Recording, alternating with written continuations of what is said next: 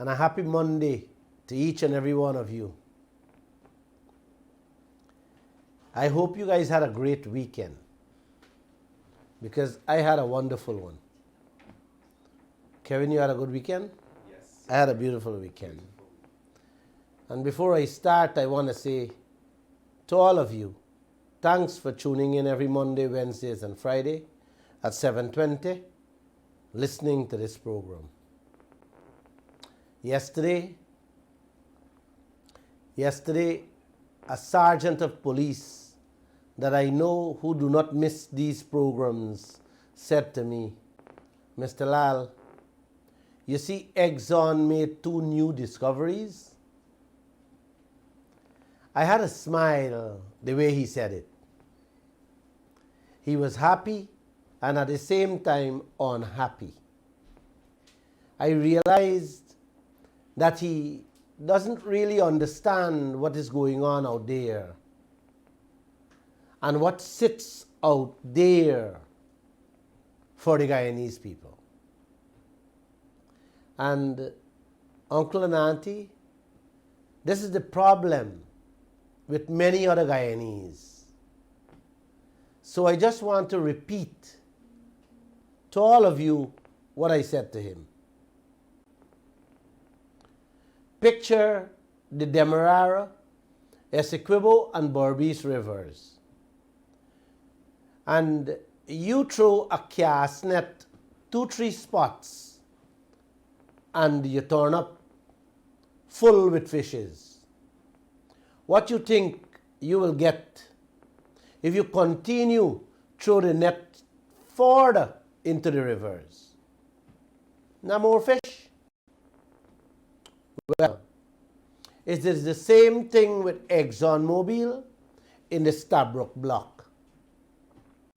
That Stabroek Block, that gold field, that pond with oil Exxon has stretches from the Suriname border to the Venezuelan border. And what ExxonMobil find in Liza 1, 2, 3, and 4 is just a tiny part of that whole stretch of the ocean Exxon holding on to. So guys, what they're discovering every day is nothing to shout about. They now start throwing the net further into the ocean, where there's lots and lots of oil. So don't get all excited about the many more new oil finds. They have billions of barrels more out there, worth trillions of US dollars. Start skinning up your face as to what you will be getting out of the trillions. So when y'all see government and ExxonMobil announcing new finds, just ask yourself, what is there for your starving children? That's the question you got to ask. And that's the kind of discussion I want to hear on this radio station, on this program. You guys have to call. You have to call and let's talk. Don't be afraid or ashamed to ask any question. Whether it comes over stupid or insane, whether it didn't sound right to you, call in and ask the question. Because there are many people like you who may not have a telephone but listening. Or who may have a telephone and don't have credit or the internet to call us, to let us know what is bothering them. Just like how that sergeant of police says, Mr. Lall, what about the 2 new oil finds? And I explain it to him. Just that 2 sentences from the sergeant's mouth made me realize he really didn't understand what's going on in this land. At the end of the gaff, he said to me, Mr. Lall, thanks. I didn't see it that way. So at the end of this program, Uncle and Auntie, feel free to ask the stupidest of questions. I will try my best to give you an answer. So please call and let us hear what's going on in your mind. And we can have this discussion. Like I said many times before, I don't know everything. However, if you call and I can't answer the question, then I'll get back to you on the next program with the answer. So, with that said, I want to begin tonight's program. President Ali had an interview last week with an American journalist working with Al Jazeera TV, the largest Arabic news agency in the Arab world. He told the journalist that the story of Guyana is not oil and gas, it's about tourism.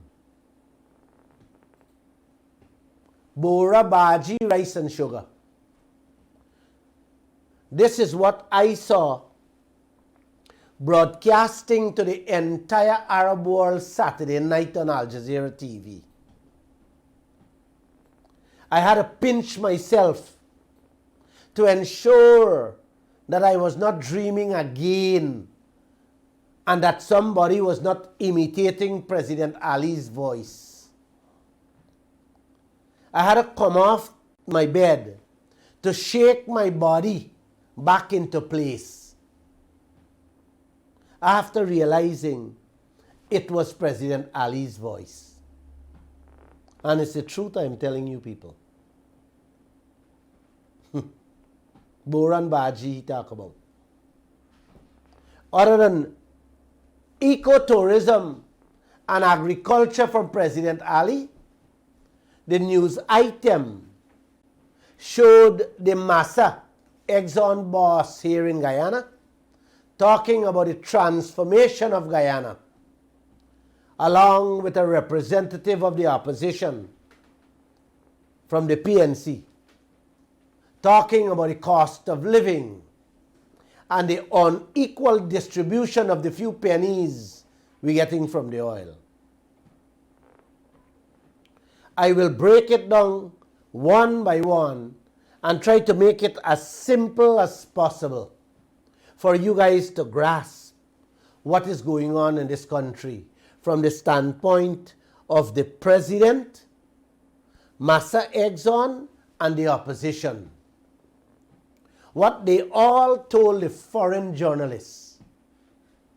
But first, let me give you the opportunity to listen to the entire news item for yourself before I do that. We are going to play this tape. We cannot play it for the viewers on YouTube and Facebook. So we have put up the link to which you can listen to it and then tune in back to us. Could you play that tape? Georgetown, Guyana, John Hendron, Georgetown, Guyana. That was the news item I spotted on Al Jazeera Saturday night that made me have to come off my bed and shake myself to put my body back into one piece. Our President Ali, is hesitant and fearful of holding a press conference in Guyana to face the Guyanese press, to tell this nation about their oil wealth. But he can find the time to sit down with an American journalist working for a foreign news agency so that they can tell the rest of the world, not us, that they must mark his words, The story of Guyana is not oil and gas. It's about ecotourism and agriculture, and how this country is going to be the leader in food and ecotourism. Wow. Not oil, uncle. Ecotourism and food. Yes. Our oil is on every world leader's tongue, day and night. Our oil is on all the stock exchange boards and markets. Our oil is on every international financial institutions, but not on Guyana's president tongue or in his mind. Bora, Baji, rice and sugar, birds and wild animals is on his tongue. Really? Really, uncle? You have heard him for yourself in his own words. 66 years since independence, and we haven't planted or produced to supply we own homes, we own people, rice and sugar at a cheap and competitive price. Yet our president saying Guyana will be the leader in food security and agriculture. Oh yes? Really, uncle? Everything double. Agriculture is in a crisis. Sugar is on its deathbed. Rice farmers complaining. And consumers are bawling about the cost of food. Yet Guyana, according to President Ali, will be the leader in food security for the world. Not this US $1 trillion oil we have, but we will be the leader for food in the world. Just listen to him back again, please. Listen to this piece again, please. Play it up the first video. When I listen to these leaders with the wealth we have, what we have just discovered too, I can't control my mind from thinking of Africa, Europe, North America, and places like Dubai. I just can't. In those countries, uncle and auntie, the prison inmates are living in rooms that has TV, washroom and beds that is better than what the regular Guyanese living with in their homes. Those countries, auntie, have flower gardens alongside their well-decorated marble stone and brick tile pavements. Those countries have air-conditioned bus stops. Their jails have gyms better than any one of our local fitness clubs in this country. How that can be possible here when you have leaders and governments talking about bura, rice, baji, and ecotourism with birds and wild animals? You tell me, man. In Africa, there is no pavements along the roadway. The Africans have to walk on a mud track, side to the road. You don't want to see the one and two bus stops they have. And you don't want to see the condition of the hospitals and jails in Africa. No, you don't want to see that. You definitely don't want to see what it looked like. Guyana is heading there. Dubai can have air-conditioned bus stops and pay their citizens a monthly salary to stay home and import Africans to work as policemen and women in Dubai.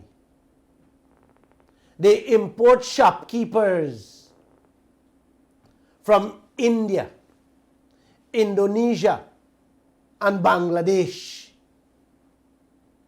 That's where all the maids and helpers come from. You know why, guys? Because they have leaders who have their oil as number one priority on their tongues. Get the best so their citizens and country can be the best. Here in Guyana, our president number one priority is food, followed by ecotourism. A country that is infested with crimes of all kinds. Yes, this is how President Ali will get the white man to come to Guyana to see birds and wild animals. Really? Really, Mr. Ali? Uncle and auntie, it bothers my soul that President Ali had the opportunity to showcase that criminal oil contract Exxon gave us to the entire Middle East and the world, where we could have gotten some advice, some help. But he chose to dismiss oil completely from that interview. Can you believe this is a president in a country that has 11 billion barrels of oil and billions more lying under the seabed, talking about bura, rice, and sugar? Huh? These are the people y'all staining y'all fingers for? I'm just asking.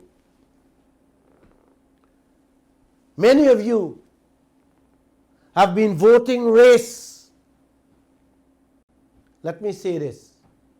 Race will run away, and soon you will have no race to live with, but animals. It's in the making. Every day, you look at the Guyanese social media commentators, it's all about race. They can't see beyond that. No. Don't ask me why. I don't know. Like it's embedded within them and within some of you. I am not upset with you. Don't think I'm upset with you guys. I'm just numb. I want to play back Mr. Ali for you to hear him. Just play the next tape. After the journalist would have interviewed President Ali, in which he talked there about the resource curse, which was not elaborated on the news item. I wish it did. But instead, show the world in which he talked about the huge escalation of inequality among the Guyanese people. What he means is how the gap, the space between the rich and the poor has widened. I'm happy that he's seeing something that has already begun to happen in this country. The rich, the few rich will get richer, and the poor, the masses of the poor, will become poorer. That's what he said there. Then he was heard telling the journalists, the stock market gone up 400%, but minimum wage in Guyana only gone up 36%. At least I was happy to hear the opposition representative telling the world about where the Guyanese people is at the moment. Cannot have a salary to match the increase of the cost of living in the fastest growing economy on earth, with 11 billion barrels of oil already in the bag and billions more to come. Minimum wage can't raise. That's what he said. Let me play him. Let me play him back for you to hear him, just in case you miss. Uncle and Auntie, during the news item, there was no mention of how Massa Exxon shafted Guyana. The opposition nor President Ali did not use that opportunity to showcase to the world Guyana's oil and how we are getting shafted with that ExxonMobil contract. Instead, they talked about what is important to them. We are in a sad state of affairs in this land. We are at the worst possible place one can think of with these leaders. Who doesn't want to talk about criminal contract? Oh my gosh, talking about Burambaji and ecotourism, birds and wild animals. How can our leaders talk about that? And minimum wage not increasing in this country. How can our leaders talk about those things when our country has more oil per capita, per person, than just about every other nation on earth, man? Something is wrong here. Every household should have already been getting the minimum $200,000 right now with that 350,000 barrels of oil they're pumping a day. When it jump up to 1 million barrels, every home can get at least $1 million per month. And that is bonus I'm talking about, not the real oil money. Bonus, uncle. The citizens of many oil-producing countries like Kuwait, Dubai, Norway, Saudi Arabia, just to name a few, are living like kings and queens because their leaders did what was right. They fought the oil companies and get that kind of life for their citizens. What are you getting here from your leaders? Hollow words.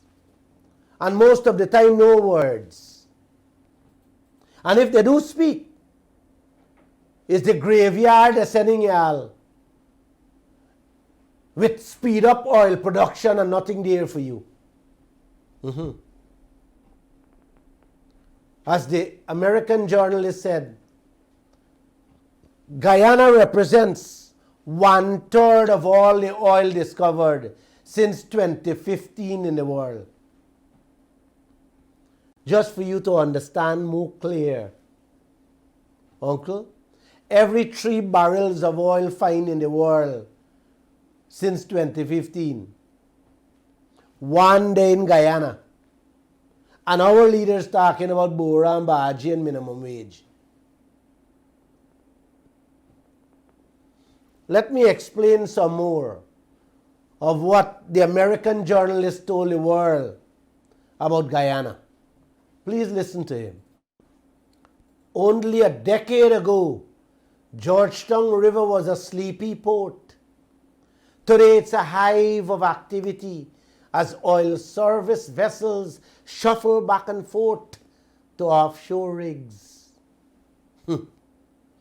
Uncle, you guys hear how this American journalist describing our Demerara River? A sleepy port, and now it's full of activities. He doesn't know, and the world doesn't know, or didn't know, who is making the money with the activities going on there. and how the Demerara River moved from a sleepy port to a busy place. They don't know that.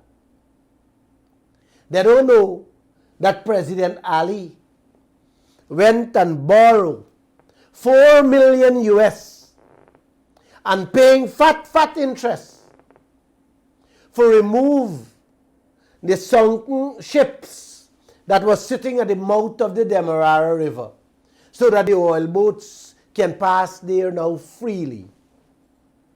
No. The world doesn't know that. And President Ali certainly didn't tell him that. The world doesn't know that this starving nation can't raise the minimum wage to cope with the runaway cost of living.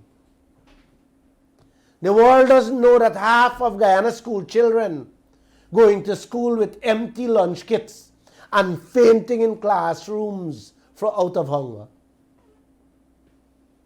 The world doesn't know that pensioners can't even buy enough Pampers with the pension money they're receiving.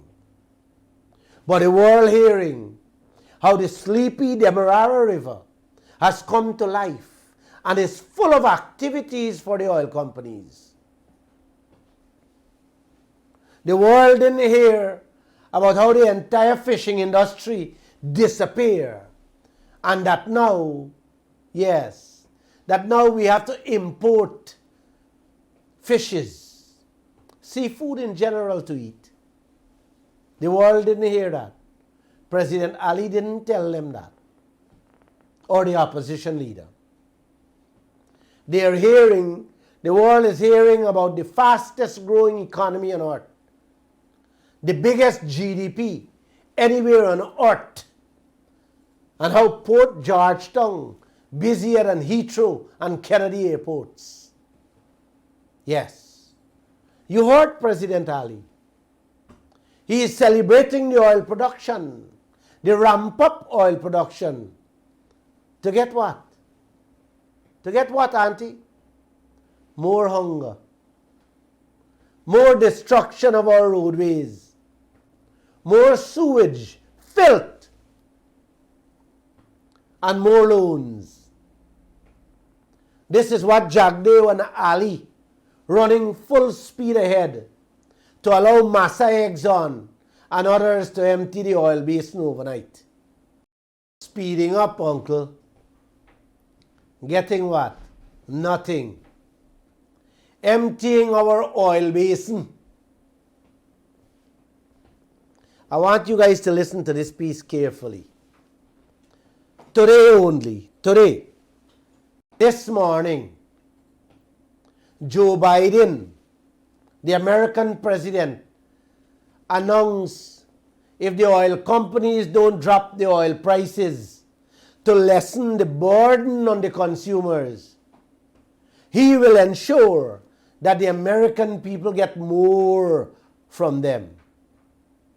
He said he's willing to slap on a windfall tax to ease the pressure the people going through. Wow. That came about days after ExxonMobil reported they made a record-breaking profit of 19.7 billion American dollars. And Chevron, another oil company, posted an 11.2 billion US profit, their second highest record-breaking profits. I talked about that same 19 billion profit Exxon made only on Friday gone. And you guys see who taking action? The American government, Joe Biden, wants more. Wants more for his country out of the profits those oil companies made. We have no royalty to talk about. None of us authorizing and approving the investment packages of these oil companies. We're not checking, or we have no say. We are not overseeing the expenses or production costs. And we, President, telling Exxon to empty the oil basin as quickly as possible. My gosh. Whew. I'm getting a little headache. I don't know where it's coming from. It's only a few months ago, Uncle, President Joe Biden and Prime Minister Trudeau of Canada had raised their royalty rates. England, France, and many other oil-producing countries also raised their taxes after they saw the amount of profits ExxonMobil, Total Energies, and the other oil companies making to ensure that the true owners, their citizens, also reap the sweetness of the wealth that belongs to them. Yeah, man. What happened to Guyanese? What happened to our leaders? Goat bite we? Huh? Or dog scratch them? Wow. Joseph Biden ready to slap on more taxes on Exxon, 19.7 billion profits, while President Ali and Jagdeo speeding up oil production getting nothing.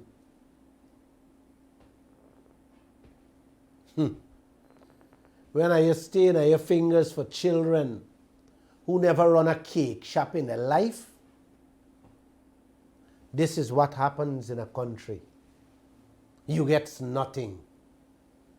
Absolutely nothing.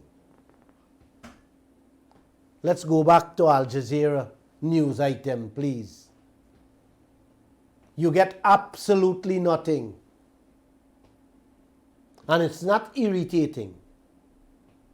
It's mind-boggling. Yes. Yes, Uncle. It's big on an international scale, a global scale, as far as oil and gas resources being found around the world in the last 7-8 years. But also at a national level, this is transformative for the country called Guyana. His words. Massa Routledge, telling the world how beautiful Guyana will become. But he is not telling the world how Guyana's $1 trillion lottery ticket is in his hands. No, he's not telling the world that. You guys hear how smooth he come over with their words? Them looking out for Guyanese. Them will make you all right. That is what he mean when he used that big word, transformative. He will change your lives from beggars to kings with the oil money that will be coming. That is what he's telling the world. It's the exact thing. They use the CPL cricket to trick the world and make them believe that they are giving Guyana the world of money. When in fact, the oil companies alone walking to the bank and we walking to the bread line. Transformative. Filling your heads with empty promises and lies. And the whole Guyana jumping up for joy along with the social media commentators when they listen to these things.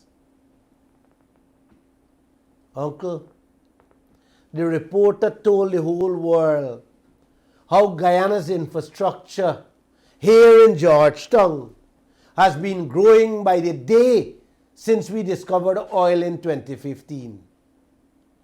And the news item was showcasing Georgetown with the new Pegasus Hotel building. Hear him for yourself. Play that, play. Oh boy. The reporter told the whole world how Guyana infrastructure here in Georgetown is growing day by day since we discovered oil. Oh boy. The whole world looking and listening to him would believe, uncle, money build that. When in fact, not a single Guyanese got a cent from the billions they already pump out of Guyana. This is how Exxon also wants to showcase Guyana to the world, as if oil money building that hotel. Guys, every single building you see going up in this country and in the city is the Guyanese people taking loans to expand their businesses or using their hard-earned cash to develop their lives. But the world doesn't see that or doesn't know that.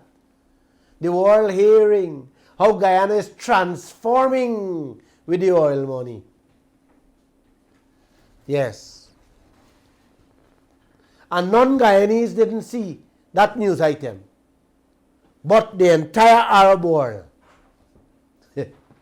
Wow. Wow.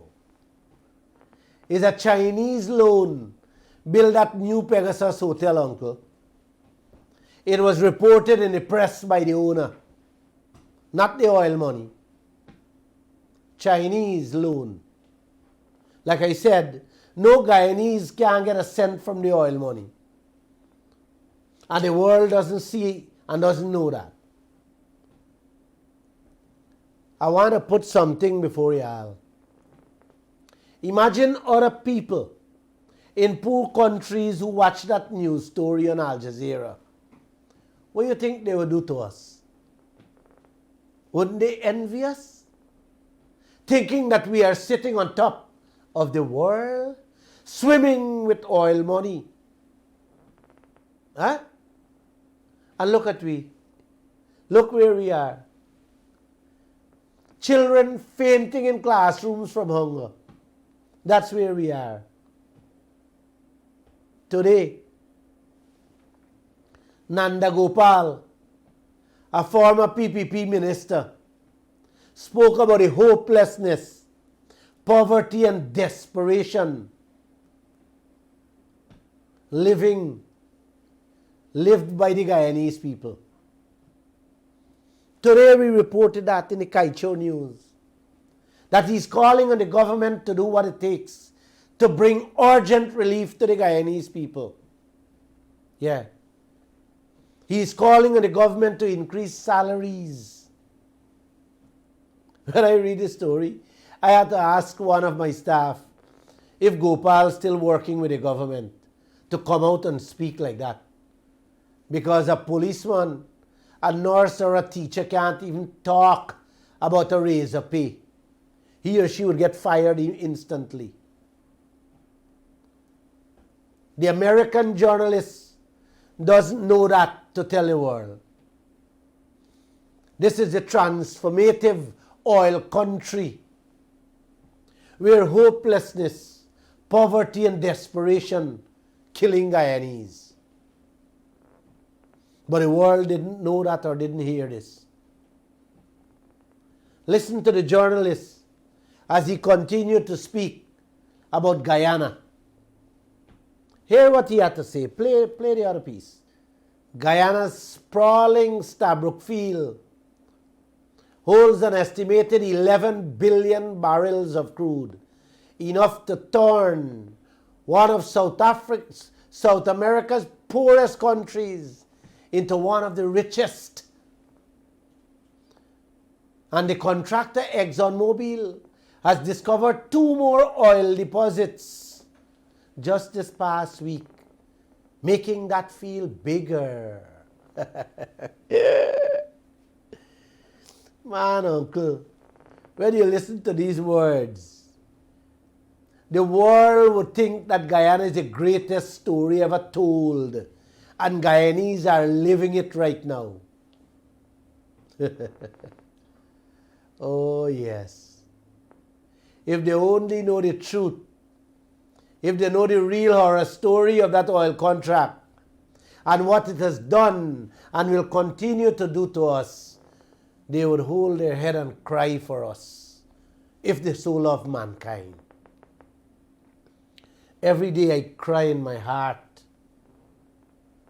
for what I see, for what I see taking place in this land. Every day. The reporter ended on a warning note. I want you guys to listen to him carefully. His choice of words as he ended his presentation. Please play that last piece for them.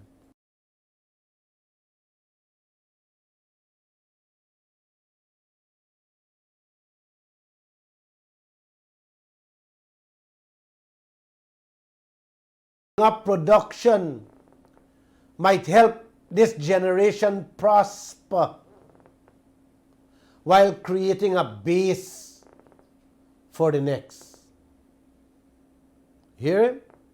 Speeding up might help, not guarantee, but might help this generation prosper while creating a base for the next generation.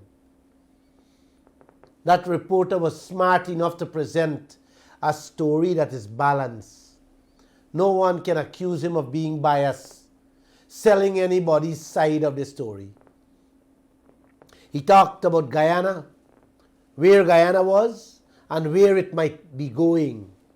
He talked about the sleepy Demerara River, the transformation of Georgetown, and the poverty of the people. Then he ended it with speeding up production might help this generation prosper while creating a base for the next. The reporter is saying there, Uncle, clearly. Yes, he's saying clearly. What you get in this generation will set the stage for what the next generation will start from. That's what he's telling us.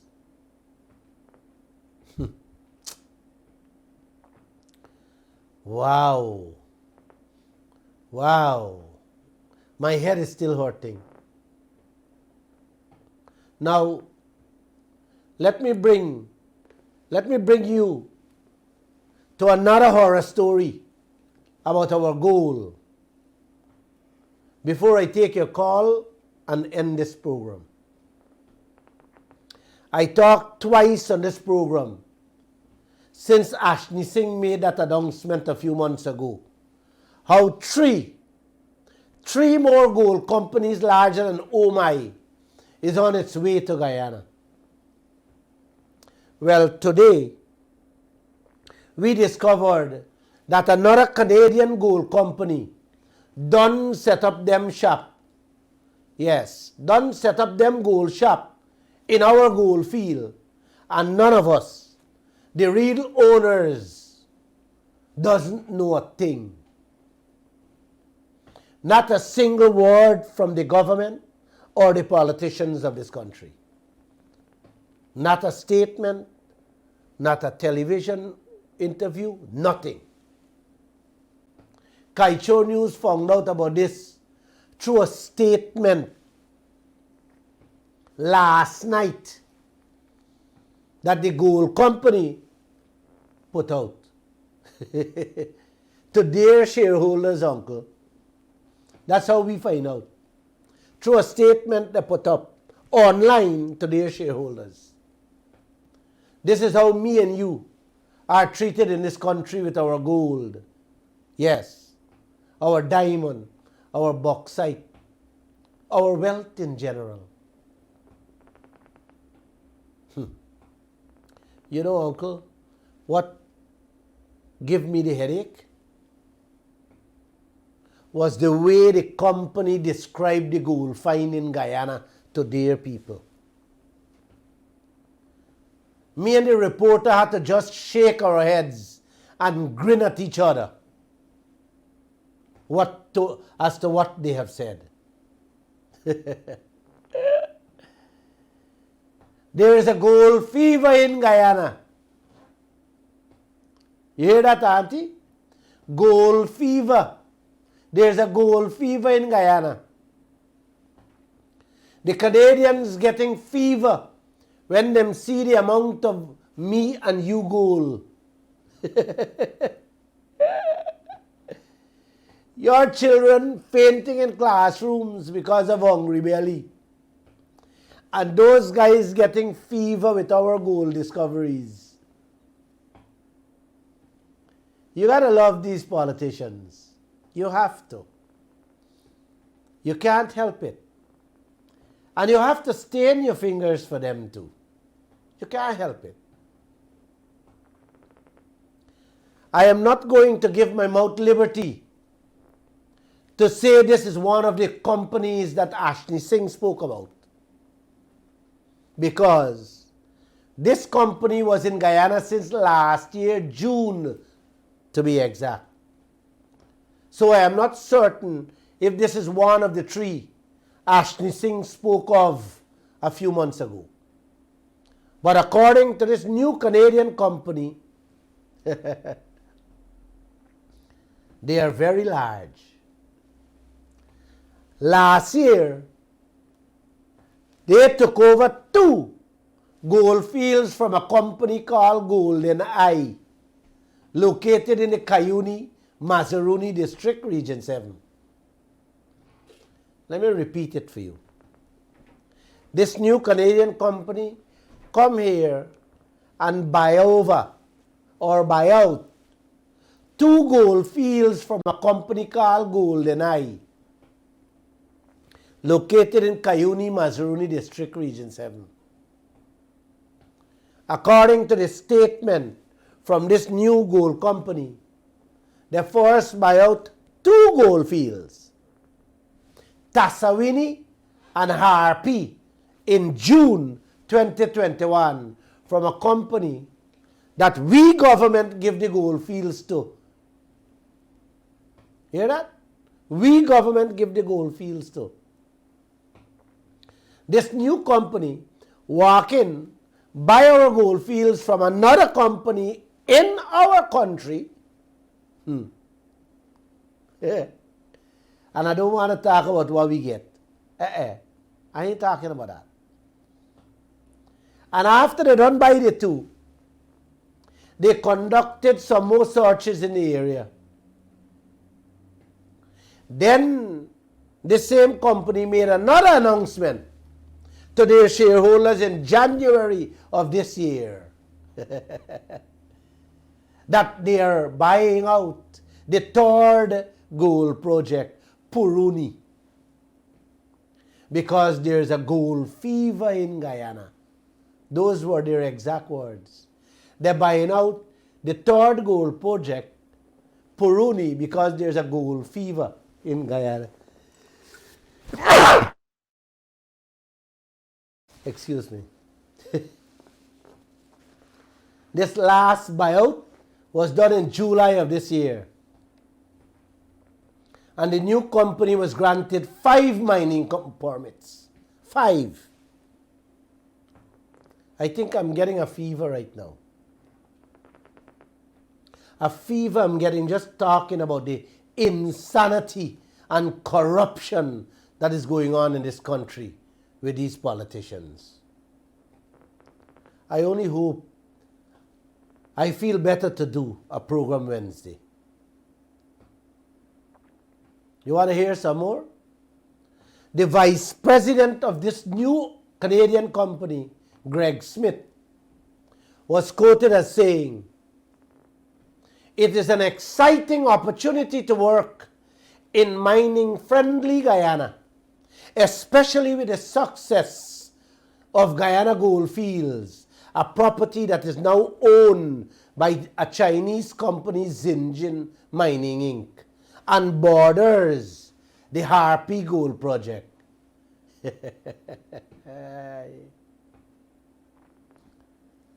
Harpies, one of the two gold field, the first buyout.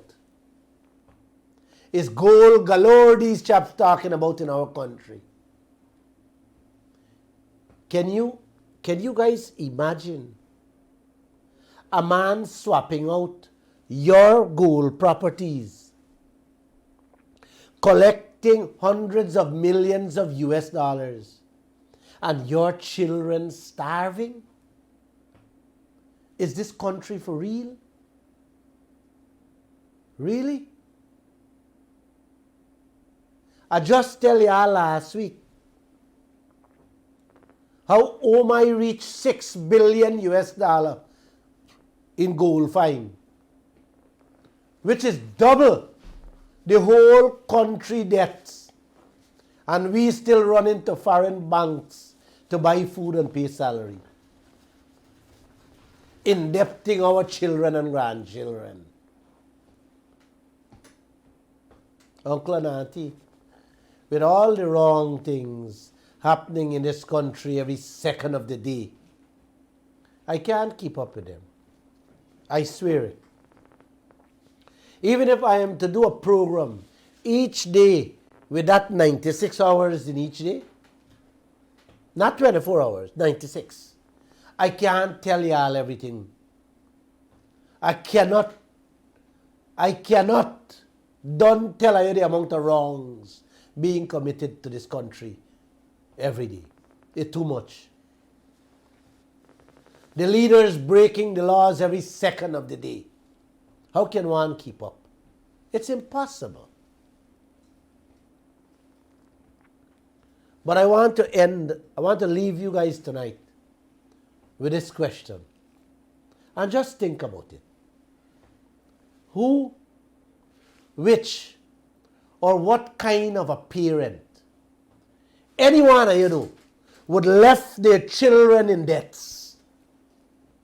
Which human being, which caring and loving father or mother will do things like that? Just think about that. You see why Jagdeo can't release those contracts? Yes, because they know. They know we would see how they are sending our parents to their graves, leaving the children the burden of debts. Why? And I say why? Why these guys love Guyana? Huh? Uncle, these guys love Guyana and the people who live here? I ask myself quietly many times, how much is being deposited into these politicians' foreign bank accounts for doing what they're doing to all of us? I am still waiting to hear an answer quietly from my mind or my soul on that question. And with that I say salam, namaste, amen, and God bless.